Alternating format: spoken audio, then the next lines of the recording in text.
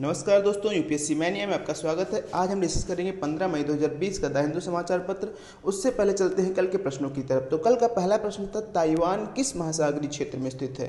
तो हमने मानचित्र में इसको देखा था, ताइवान हमारा प्रशांत महासागर क्षेत्र में स्थित है, इसलिए ए विकल्प सही हो जाता है। रियल एस्टेट क्षेत्र के संबंध में निम्न विकल्पों पर विचार कीजिए। इसके लिए रेरा एक्ट 2016 लाया गया था, बिल्कुल सही है। इस अधिनियम के अंतर्गत प्रोजेक्ट डेवलपर को अपने प्रोजेक्ट की समय सीमा कानूनी रूप से पहले निश्चित करनी होती है, बिल्कुल सही है। प्रत्येक राज्य में रियल एस्टेट रेगुलेटरी अथॉरिटी का प्रावधान किया गया, ये भी बिल्कुल सही है। तो आपका डी विकल्प सही जाता है। अगला प्रश्न, इंटीग्रेटेड बैटल ग्रुप क्या है। What are integrated battle groups. Army में मेडिकल विंग की नई टुकड़ी, जी नहीं। ब्रिगेड आकार की सैन्य टुकड़ी जो तत्काल रूप से किसी भी क्षेत्र में किसी भी सैन्य चुनौती के लिए तैयार हो। तो ये बी विकल्प आपका बिल्कुल ही सही है। तो जैसे इंटीग्रेटेड बैटल ग्रुप क्या है, हमने डिस्कस किया था कि सामान्य रूप में हमारी सेना का जो स्ट्रक्चर होता है, जैसे कि इंजीनियरिंग सर्विसेज की अलग है, मेडिकल सर्विसेज की अलग है, फाइटिंग कम्बैट फोर्सेज अलग हैं, और भी जो चीज़ें हैं सप्लाइड हेल्पिंग सर्विसेज के अलग हैं। तो जैसे अगर कोई ऑपरेशन चलाना हो तो सारे सबका कॉम्बिनेशन से किसी ऑपरेशन को अंजाम दिया सकता है। कोई पुल बनाएगा, कोई लड़ेगा, कोई राशन सामग्री पहुंचाएगा, कोई एम्यूनिशन सप्लाई करेगा। लेकिन एक ऐसा समूह की बनाने की बात की गई जो अपने आप में सक्षम हो, यानी कि तत्काल अवस्थाओं में, तत्काल परिस्थितियों में पूरा निर्णय अपने आप सारा काम अपने से कर सकें। तो इसके लिए इसी को इंटीग्रेटेड बैटल ग्रुप कहा गया था। ये हमारी 14 मई के जो है प्रश्नों से पेपर संबंधित प्रश्न थे। अब हम डिस्कस करेंगे आज का द हिंदू समाचार पत्र। तो सबसे पहली न्यूज हमारी क्या है, migrant workers to get free food grains. जो 20 लाख करोड़ का भारत निर्भर सपने को साकार करने जो 20 लाख करोड़ का पैकेज है, उसमें आज जो है फाइनेंस मिनिस्ट्री के द्वारा जो प्रवासी मजदूर उनके लिए गाइडलाइंस जारी की गई, उनके लिए क्या क्या प्रावधान है। तो उसमें बताया गया जो 8 करोड़ प्रवासी लगभग जो फंसे हुए हैं उनको 5 किलोग्राम चावल गेहूँ जो भी रहेगा अनाज, और उसके बाद 1 किलोग्राम चना प्रति फैमिली मिलेगा पर पर्सन 2 महीनों के लिए। और उनको अफोर्डेबल रेंटल हाउसिंग की बात की गई है। 15,000 करोड़ तक का जो है उनको मुद्रा शिशु लोन मिलेगा, जो भी मतलब वो लोन लेना चाहे, अपना कुछ कारोबार करना चाहे तो। 1 नेशन 1 राशन कार्ड की बात की गई है कि जैसे कोई दिल्ली का प्रवासी मजदूर है, प्रवासी व्यक्ति है, वो आके दूसरे प्रदेश में रह रहा है तो वो यहाँ के राशन कार्ड से उस प्रदेश में भी राशन ले सकता है। 6,000 करोड़ रुपए आदिवासी और ट्राइबल लोगों के एम्प्लॉयमेंट के लिए रखा गया है। 5,000 करोड़ रुपए जो स्ट्रीट वेंडर्स हैं, गली में जो सामान बेचने वाले हैं गली गली घूमकर, उनके लिए लोन के लिए उपलब्ध किया गया है। और 86,000 करोड़ रुपए 63 लाख एग्रीकल्चर लोन बांटने के लिए रखा गया है अलग। और पीएम किसान बेनिफिशरीज को 2 लाख करोड़ तक का लोन दे दिया जाएगा। 2.5 करोड़ तक का लोन दिया जा सकता है। 2 लाख करोड़ रुपए उसके लिए अलग रखे गए हैं। और 11,000 करोड़ स्टेट्स को दिए गए हैं कि आप स्टेट डिजास्टर रिस्पांस फंड में जमा कर सकें, अगर चाहें तो आपको आवश्यकता हो तो किया। उसके लिए 11,000 करोड़ रुपए सेंटर ने अलग किए हैं। 14.62 crore person days of work MNREGA के तहत किए गए हैं, कि यानी 14.6 करोड़ वर्क जनरेशन हो सके। तो ये सब सारी चीज़ें माइग्रेंट वर्कर प्रवासियों के लिए की गई हैं। अब हम अगली न्यूज़ देखेंगे, doubling time slows to 13.9 days. तो जो डबलिंग टाइम ने बात की थी कितने समय में कोरोना के केसेस डबल हो जाते हैं अपने से, तो वो थोड़ा सा अब कम गति से डबल हो रहे हैं और 14 दिन के लगभग में अपने केसेस दोगुना हो रहे हैं। तो काफ़ी थोड़ा सा राहत भरी खबर है। वर्क फ्रॉम होम में स्टे फॉर गवर्नमेंट स्टाफ।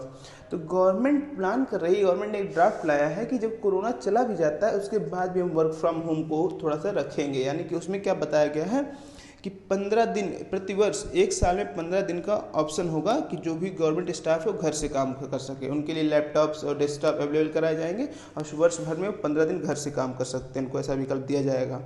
तो ये था हमारा मुख्य पृष्ठ की न्यूज़। अब हम चलेंगे आगे न्यूज़ की तरफ। तो देखिए एक और अच्छी खबर है, मतलब जो वो है, जैसे जो शहीद सुखदेव जी हैं हमारे, आज ही के दिन इनकी बर्थ एनिवर्सरी है। तो शहीद सुखदेव जी के बारे में आपको जानने की आवश्यकता है। भगत सिंह, राजगुरु और सुखदेव जी को इनको फांसी दी गई थी। तो ये चीज़ें हमारे बहुत स्वतंत्रता क्रांतिकारी थे, तो इनके बारे में आपको जानने का आवश्यकता, थोड़ा सा इनका बैकग्राउंड कैसा था। अगली न्यूज है, बीएसएनएल टेल्स रहना फातिमा टू कंपलसरी रिटायर। तो रेहाना फातिमा को बीएसएनएल ने कंपलसरी रिटायरमेंट देने की बात की गई। तो कौन है रेहाना फातिमा? रेहाना फातिमा ये वही महिलाएं हैं जो सबरीमाला में जब सबरीमाला जजमेंट आया था और उसके बाद सुप्रीम कोर्ट ने कहा था कि महिलाओं को भी अलाउ किया जाएगा सबरीमाला में प्रवेश करने के लिए। उसके बाद ये पहली जो है एक्टिविस्ट थी जो जाके मतलब छिप के वेश बदल के ज़बरदस्ती मतलब नज़रों से छिपते हुए वहाँ के लोगों से वहाँ को एंटर की थी। तो लोगों ने इसे काफ़ी विरोध किया था क्योंकि वो आस्था का केंद्र है और नहीं चाहते कोई महिला जाए, तो ये है, उनको बीएसएनएल कंपलसरी रिटायरमेंट की बात की गई है। अगली न्यूज है, government clear 6.5 kilometre tunnel to Wayanad. तो गवर्नमेंट ने 6.5 किलोमीटर की एक टनल लंबी सुरंग का जो है प्रावधान किया है। वो कहाँ से कहाँ तक, कोझिकोड से वायनाड को केरला में जोड़ेगी। तो ये हमारे भारत की तीसरी सबसे लंबी टनल होगी। इसको कौन बना रहा है, कोंकण रेलवे कॉरपोरेशन बना रही है इसको। ये चीज़ आपको जानने की आवश्यकता है।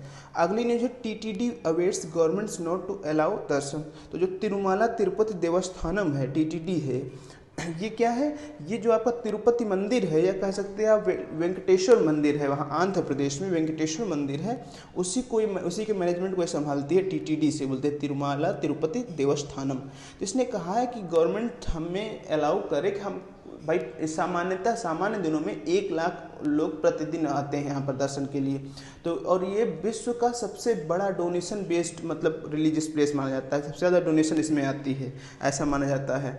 तो कह रहे हैं कि सामान्य दिनों में हमारे यहाँ 1 लाख जो है श्रद्धालु प्रतिदिन आते हैं, लेकिन हम मानते हैं कोविड को, और कम से कम 10,000 श्रद्धालुओं को प्रतिदिन तो अलाउ किया जाए, हम सोशल डिस्टेंसिंग नॉर्म्स को फॉलो करेंगे।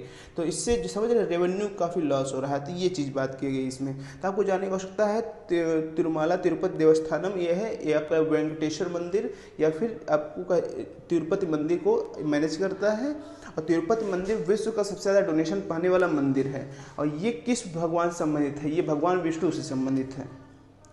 अगली news, cats keep forest staff on tenterhooks in Hyderabad. तो हैदराबाद में एक जो जंगल क्षेत्र जो था, वहाँ से क्या है कि एक कैट जो है, साइबेट कैट है, और वो निकली थी जंगल से, और लियोपार्ड एक तेंदुआ भी निकला था। तो वो दोनों गायब थे, तो इससे समस्या में थे। मतलब जैसे लियोपार्ड भाई सामान्य क्षेत्रों में चला गया जहाँ पे सिविलियंस रहते हैं, तो वहाँ पे समस्या की बात है, लोग पैनिक हो रहेंगे।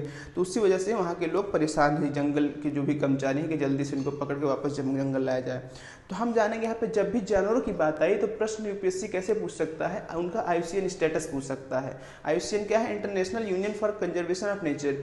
ये एक इंटरनेशनल बॉडी है जो सभी जो भी वन्य जीव और जंतु हैं उनकी एक श्रेणी बनाता है। और श्रेणी जैसे उसमें 4-5 कैटेगरी होती हैं, जैसे वल्नरेबल, कितना उसको खतरा है, कितना उसको संरक्षण की आवश्यकता है, उस हिसाब से श्रेणी बनाती हैं। तो श्रेणी में जैसे आपको होता है vulnerable, least concern, vulnerable, endangered, critically endangered, extinct. तो ये सब मतलब कितना खतरा है, उस हिसाब से इनको जो है श्रेणी में रखा जाता है।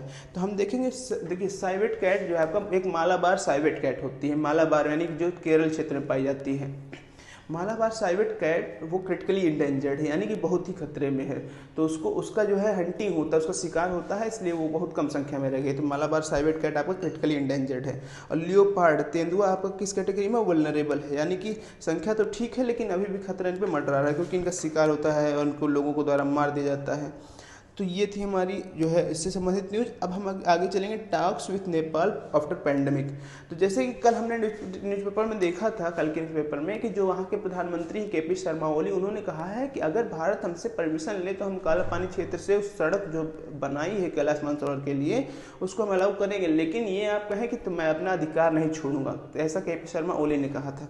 तो भारत ने बोला कि भाई हम जो भी मुद्दा होगा हम उसको पैंडेमिक के बाद, महामारी के बाद सुलझाएंगे, हम बात करेंगे। India reminds China of claims over Gilgit Baltistan. तो भारत ने चाइना को याद दिलाया कि जो गिलगिट बाल्टिस्तान है वो हमारा है। तो गिलगिट बाल्टिस्तान कहाँ पर है, ये वर्तमान में पाक अधिकृत कश्मीर में आता है। तो क्यों भारत ने चाइना को याद दिलाया, तो वहाँ पे मामला ये है अभी कि वहाँ पर पाकिस्तान एक बांध बनाना चाहता है। बांध का नाम होगा दाइमर भाषा बांध। दाइमर भाषा बांध। तो दाइमर भाषा बांध बनाने के लिए जो प्रोजेक्ट का जो टेंडर दिया है वो चाइनीज़ कंपनी को दिया है।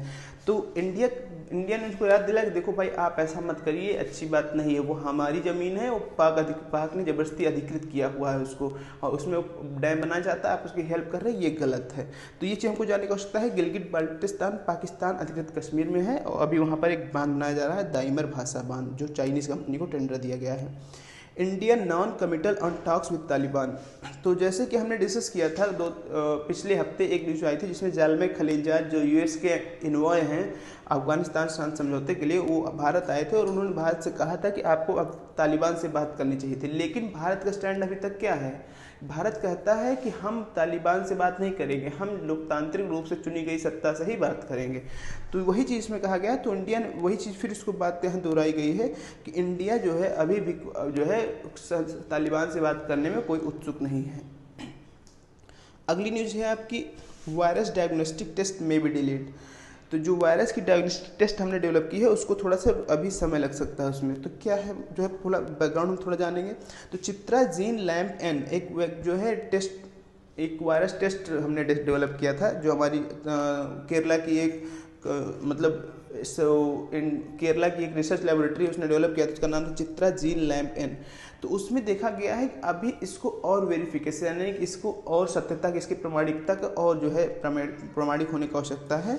तो ये चीज़ बात की गई थी, जो आपकी केरला बेस्ड एक लेबोरेटरी है उसने जो है जो टेस्ट डेवलप किया उसमें और प्रामाणिकता की ज़रूरत है और उसकी टेस्टिंग की ज़रूरत है, ताकि जब सर्टिफाइड हो जाए तभी हम उससे टेस्ट करना स्टार्ट करेंगे। अगली जो destination mandatory for train tickets. तो जो भी ट्रेन टिकट, जो भी प्रवासी ट्रेन टिकट कर रहे हैं, बुक करा रहे हैं, उनको अपना निवास स्थान भी उसमें मेंशन करना पड़ेगा, ताकि यदि बाद में आवश्यकता पड़े तो उनको उनके घर जाकर ट्रेसिंग की जा सके, अगर कोई केसेज होते हैं, कोई कॉन्टैक्ट हिस्ट्री रहती है। इसलिए वहाँ पर अपना निवास स्थान ट्रेन बुक कराते समय भी उनको आवश्यक रूप से बताना पड़ेगा।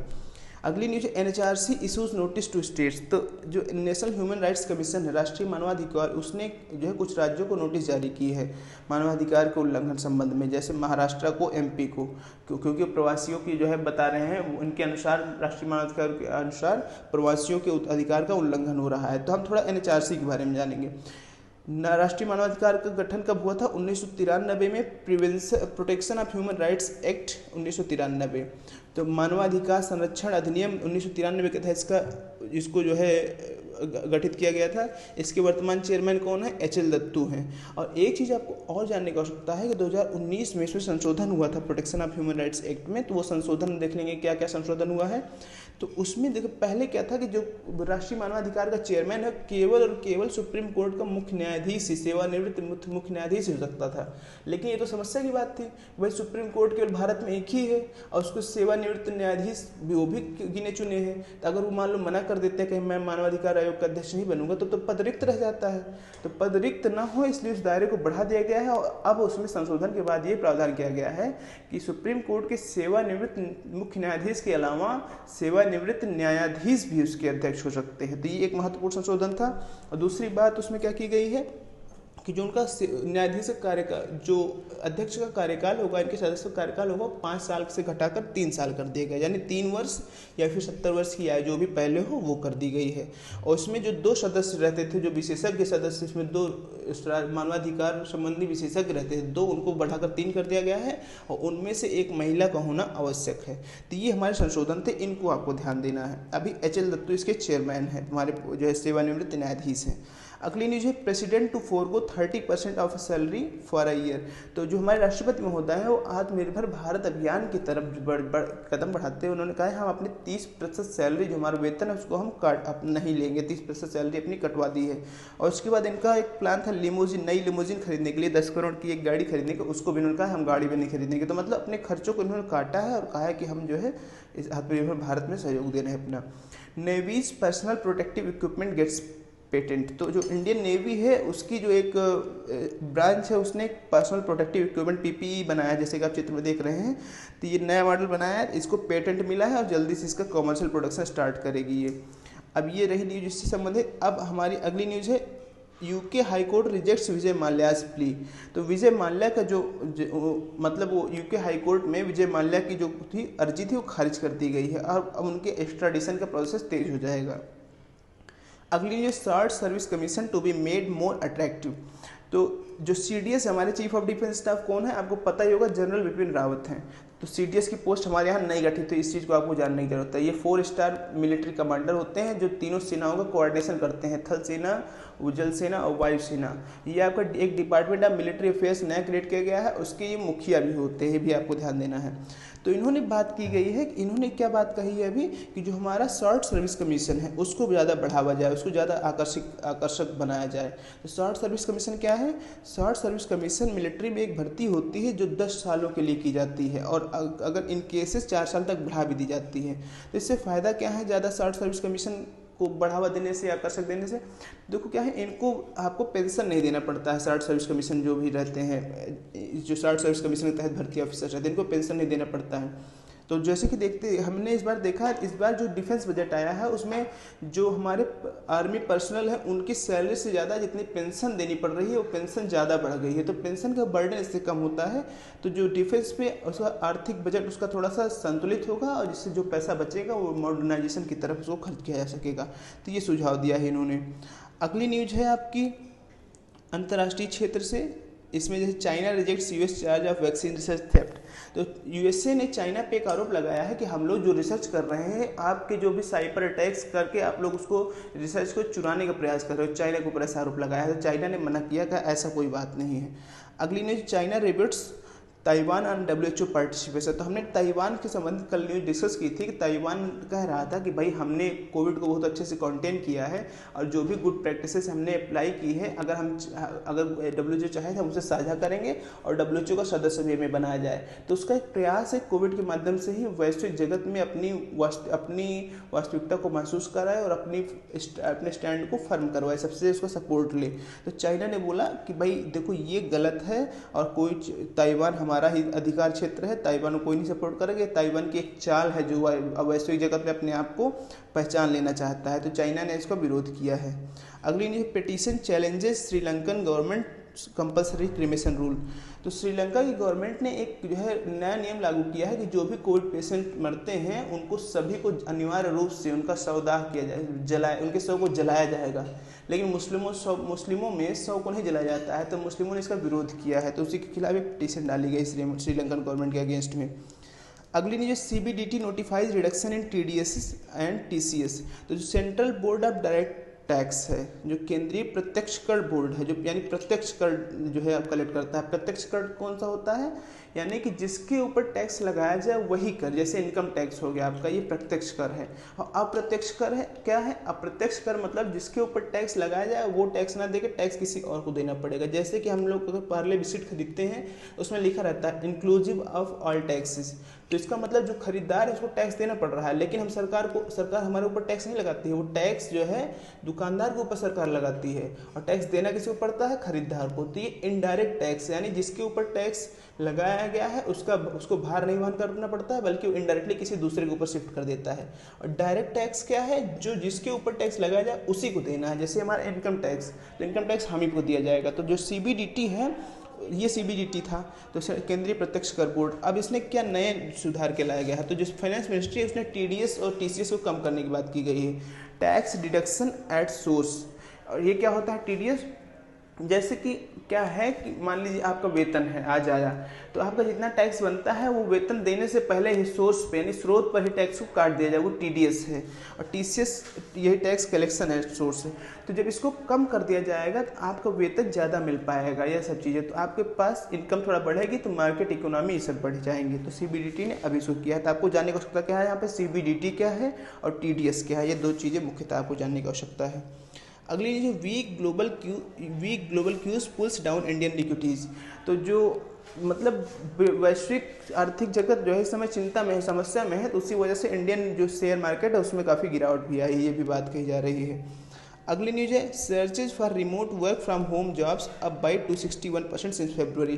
तो जो ऑनलाइन प्लेटफॉर्म्स है जैसे गूगल हो गया, यूट्यूब हो गया, इन सब पे जो भी लोग जो है अब work from home job search कर रहे हैं। तो इन सर्च इंजन ने बताया है कि बहुत लोग लगभग 261% तक की बढ़ोतरी देखी गई है कि लोग search work from home job के लिए अप्लाई कर रहे हैं, ढूंढ रहे हैं उसको। 90,000 crore power backup will help ease liquidity pressure on discoms. तो जो हमारा पावर इंडस्ट्री है, पावर विद्युत क्षेत्र है, वो भी काफ़ी समस्या में था, हमने बात किया था, क्योंकि जो पावर जनरेटिंग कंपनीज हैं वो उनको पैसा नहीं मिल रहा है, क्योंकि डिस्ट्रीब्यूटिंग कंपनीज जो हैं वो खुद ही उनके पास पैसा नहीं, पैसे की कमी है। तो अभी गवर्नमेंट ने एक प्लान लाया था, उसमें उन्होंने 90,000 करोड़ रुपए की लिक्विडिटी यानी कि पैसा और क्रेडिट उधार उपलब्ध कराने की बात की थी डिस्ट्रीब्यूटिंग कंपनीज को।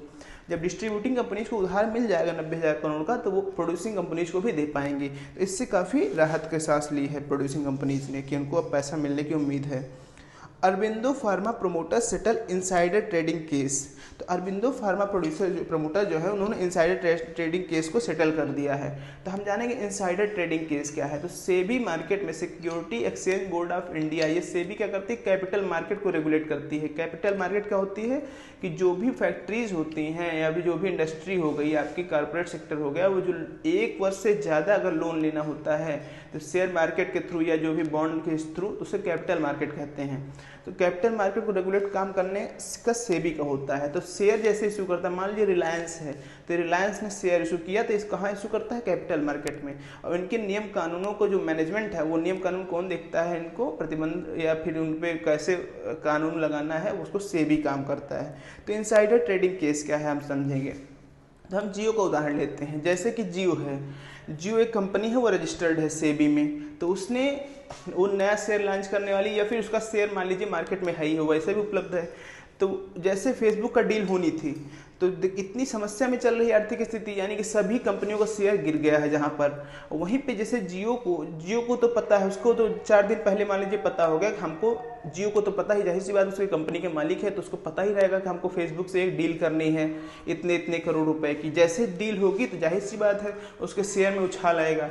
तो इनसाइडर ट्रेडिंग का मतलब क्या हुआ कि कंपनी के मैनेजमेंट के, कंपनी के जो इनसाइड के ऑफिशियल हैं, इनसाइड के कंपनी के ऑफिशियल हैं, वो किसी कुछ लोगों को बता दे कि हम अपने ये निर्णय लेने वाले हैं जिससे हमारे शेयर में उछाल आएगा। तो जब इस जो है इन्फॉर्मेशन को बता देंगे तो जो कुछ लोगों को पता चल जाएगा कि भाई इनके शेयर में उछाल वाले हैं, इनका शेयर खरीद लो, काफ़ी फायदेमंद होगा। तो ये तो जिन लोगों को जानकारी नहीं है, आम पब्लिक के लिए तो ये तो चीटिंग हुई ना, कि भाई कुछ लोगों को पता होगा कि जियो एक डील करने वाला है जिससे उसका शेयर उछाल होगा, सब लोग शेयर खरीद लेंगे जिनको पता रहेगा। अब बाकी लोगों को पता नहीं रहेगा, तो उनके साथ तो ये तो अनइक्वल ट्रीटमेंट हुआ।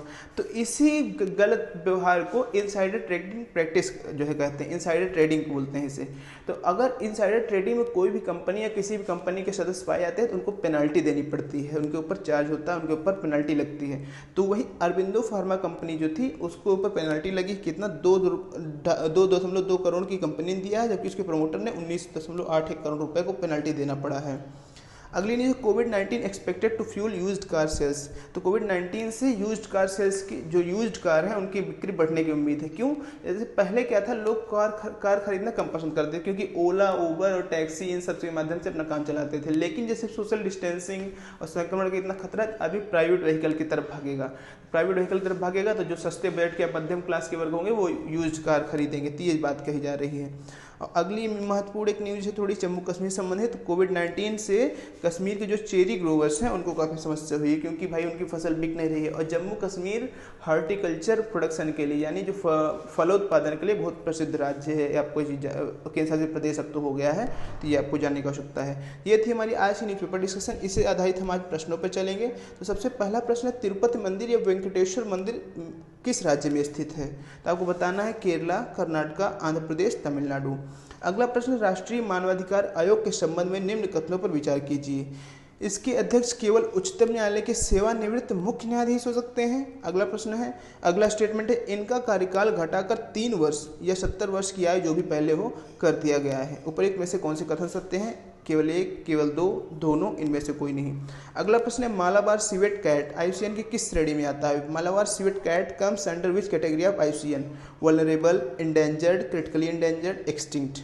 प्रश्न संख्या 4, इनसाइडर ट्रेडिंग किससे संबंधित है? सेबी, RBI, दोनों, इनमें से कोई नहीं। इनका जवाब आपको कमेंट बॉक्स में देना है। और ये हमारी थी 15 मई 2020 की द हिंदू न्यूज़पेपर डिस्कशन। बहुत बहुत धन्यवाद। Thank you.